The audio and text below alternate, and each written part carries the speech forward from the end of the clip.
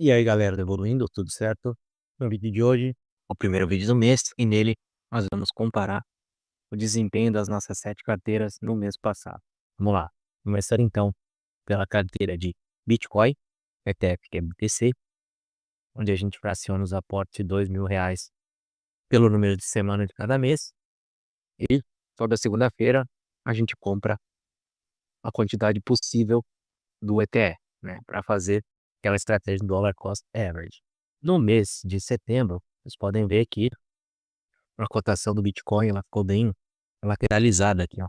Eram os valores que a gente comprou o ETF, né? Até subiu um pouquinho na metade do mês, mas depois voltou um patamar próximo que a gente tinha no início do mês ali, 36,90, a gente tinha 36,80. E o nosso desempenho ao longo do mês, ele deu uma melhorada porque a gente está comprando bastante nessa faixa de preço, mas ele ainda continua negativo. Então, dos R$ 8.000 que a gente investiu, a gente está com 7.938,64, mais esse restinho de R$ 5 aqui. Ou seja, totalizando R$ 7.944, mais ou menos. Então, primeira carteira, carteira de Bitcoin, estamos no negativo. Segunda carteira, carteira de ETFs.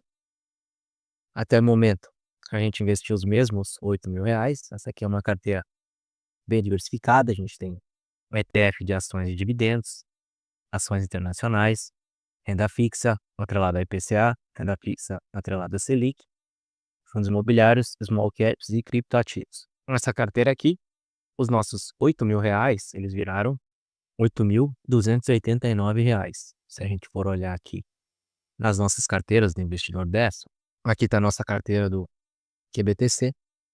Podem ver que no dia que eu estou gravando, que é exatamente o dia que o vídeo vai ao ar, dia 13/10, a cotação do QBTC deu uma disparada e já está diferente do que a gente fechou o mês ali, né?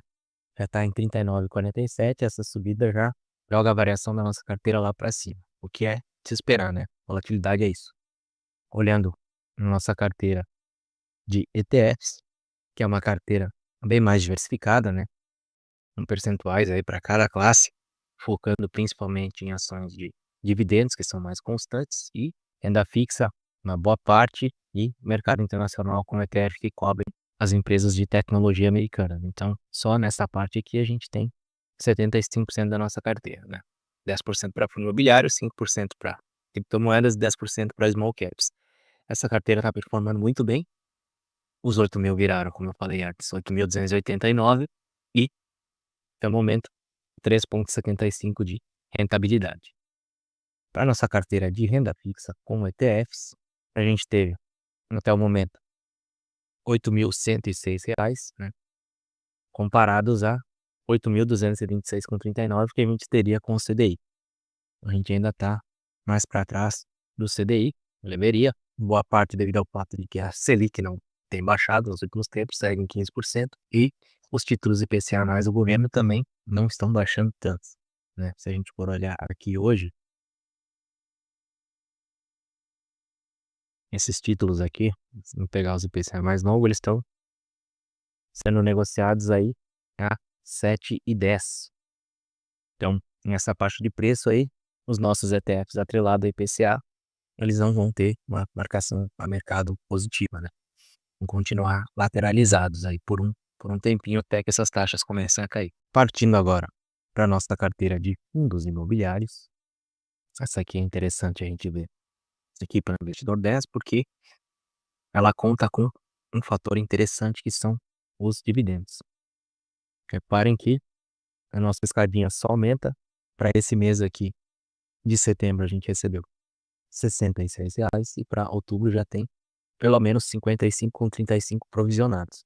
A gente ainda tem que fazer o aporte na semana que vem, que vai aumentar ainda mais para outubro a quantidade que a gente vai receber. Então, para essa carteira, os nossos R$ 8.000 viraram 8.203 e a gente já recebeu até o momento, desde que a gente começou, R$ 146 de dividendos. Lembrando, ó, nossa escadinha aqui, R$ 6 no primeiro mês, 27 no segundo, 47 no terceiro, 66 no quarto mês. E assim vai continuar seguindo, né? Cada mês esses dividendos que é investidos vão gerar mais dividendos para o mês seguinte. Então está bem próxima da rentabilidade do CDI aqui, e uma ideia é que à medida que esses dividendos forem se tornando um percentual maior do nosso aporte, a gente vai distanciando um pouquinho. Partindo agora para nossa próxima carteira, aqui é onde a volatilidade está concentrada, nossa carteira de commodities. Pelo segundo mês seguido a gente recebeu dividendos, 17,72 nesse mês contra 11,98 do último mês. A receber por enquanto a gente não tem nada para os próximos meses, e essa carteira aqui, ela tá com um desempenho negativo ainda. Dos nossos R$ 8.000 aportados, a gente está com 7.500, né? Estamos negativos aí 5,76%, sendo que a gente recebeu um dividendinho aí para dar uma amenizada na coisa, né? R$ 30 até agora. O que está acontecendo? Por que ela está caindo tanto? Algumas empresas aí, como por exemplo a Raízen, continuam aí no patamar de cotação bem abaixo do valor que a gente pagou. Por exemplo, Raízen, o nosso preço médio em 50, ela está sendo negociado a 1,2. Então, a gente tem uma variação aqui de 31% de perda só nessa empresa aqui. Ou seja, dos R$ 400 que a gente perdeu aqui, 350 pegando o patrimônio de agora, 295 é só em Raízen, né? E resto, o SLC Agrícola está um pouquinho abaixo. Tem bastante coisa no positivo, mas ainda não estão compensando o que aconteceu com Raízen aqui. Tem Petrobras, tem Vale, tem Cosan. Cosan não, CSN Mineração, sempre confundo. E Gerdau também está no positivo, mas Raízen continua puxando essa carteira para baixo. A parte boa é que, quando a Raízen reagir, a nossa carteira inteira reage junto e a gente vai ter comprado bastante nesse patamar de preço mais baixo aqui. Partindo para a nossa próxima carteira, a nossa carteira Barça aqui. A gente recebeu um dividendo esse mês, dividendo muito pequeno, só de Itaúsa, né? Itaúsa não, de Itaú, 17 centavos. Itaú, assim como o Bradesco, eles pagam todo mês, valor bem pequeno de dividendo no formato de JCP.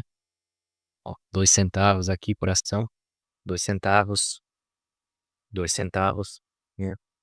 E foi a única coisa que a gente recebeu esse mês aqui. Essa carteira, ao contrário da carteira de commodities, os nossos R$ 8.000 viraram 8.260. Carteira segue no positivo.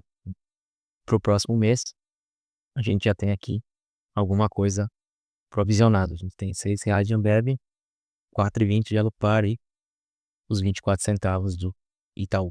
A gente vai continuar recebendo aí esses valores pequenos todo mês, e algumas vezes ao ano vem um valor um pouco maior.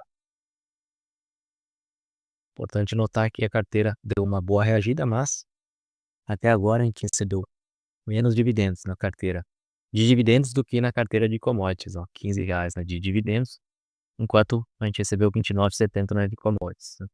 Ao longo do tempo, esse cenário provavelmente vai se inverter, né? É que todas essas empresas que estão aqui, elas são empresas que tendem a pagar mais. E por último, a nossa carteira completa, que mistura tanto os nossos ETFs de renda fixa, ações, fundos imobiliários, ETFs de investimentos internacionais e de criptoativos. Nessa carteira a gente também recebe dividendos por conta dos fundos imobiliários, e também nossa estadia segue melhorando, só que em uma escala menor do que a carteira que investe apenas em fundos imobiliários. A gente recebeu 17,89 esse mês, e somando até agora no ano, a gente tem R$ 38,46. Também é esperado que esse valor vá aumentando ao longo do tempo, né?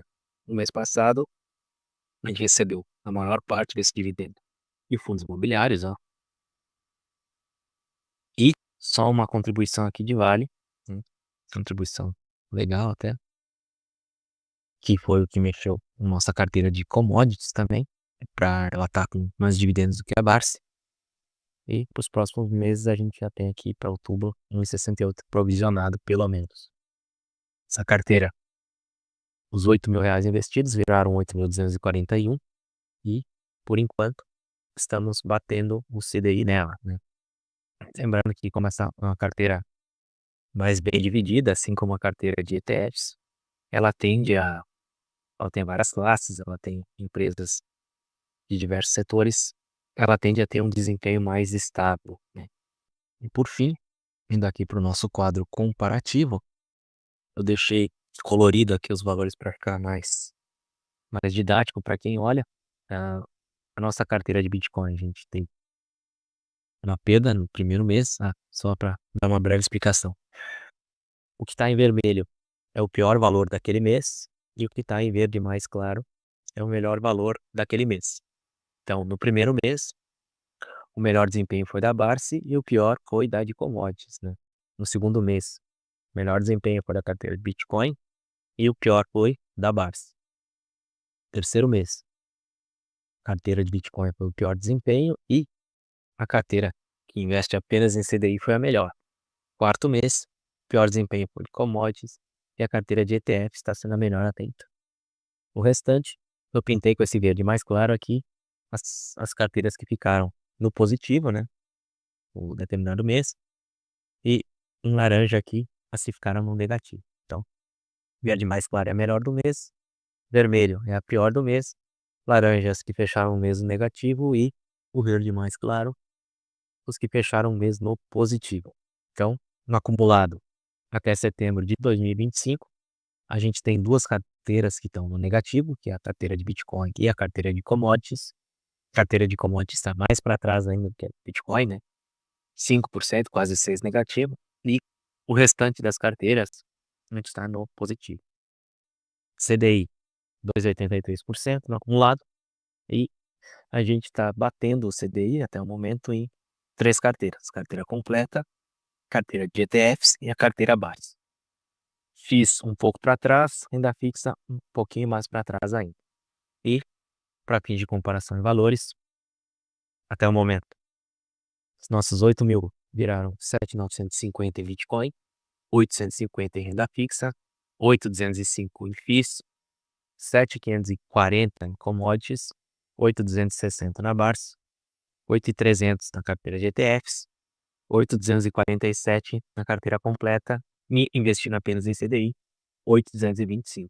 Vejam que, até o momento, a gente tem, além da carteira de CDI, que sempre vai ser positiva, né? Vai ter variação negativa, apenas outras 3 carteiras tiveram um rendimento positivo em todos os meses. Carteira de renda fixa, que ela pode oscilar negativamente, sim, porque aqui a gente está falando de uma carteira que contém títulos IPCA mais no portfólio, então não se espantem se em algum mês isso aqui ficar negativo. A carteira de ETFs ficou sempre positiva e a carteira completa ficou sempre positiva, ou seja, essas duas carteiras aqui, que são onde existe uma melhor diversificação dos ativos, permaneceram positivas durante todo o tempo. Se você gostou do vídeo, não esqueça de curtir, se inscrever, de compartilhar com os seus amigos que se interessam por esse tema. O seu comentário é sempre bem-vindo. Espero que você tenha gostado e nos vemos na próxima. Valeu!